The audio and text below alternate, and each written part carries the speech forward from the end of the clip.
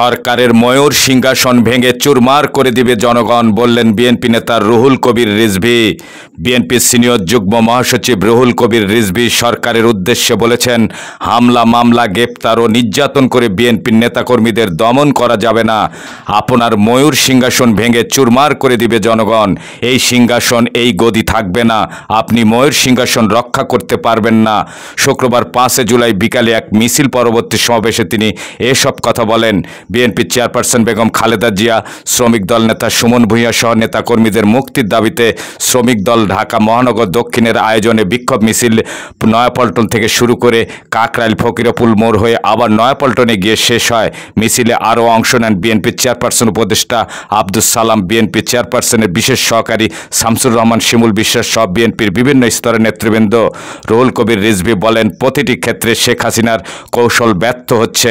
তিনি ভেবেছেন হয়তো সুমন ভূঁইয়াদের কারাগারে নিলে নেতাকর্মীরা রাজপথে বের হবে না, তবে হামলা, মামলা, গ্রেপ্তার ও নির্যাতন করে নেতাকর্মীদের দমন করা যাবে না। আপনার ময়ূর সিংহাসন লুটেপুটে ভেঙে চুরমার করে দিবে জনগণ। এই সিংহাসন, এই গদি থাকবে না।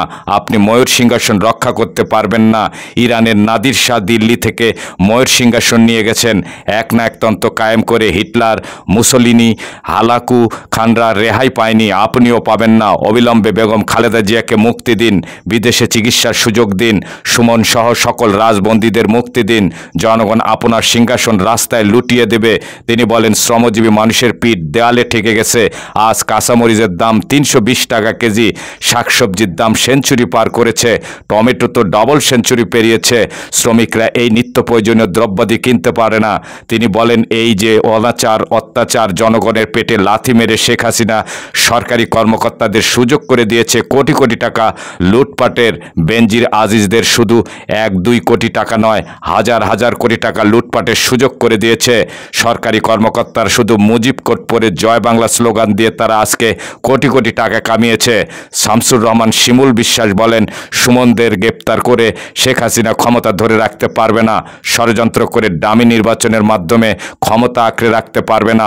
অচিরেই আপনার তখনই তাউস ভেঙে চুরমার হয়ে যাবে।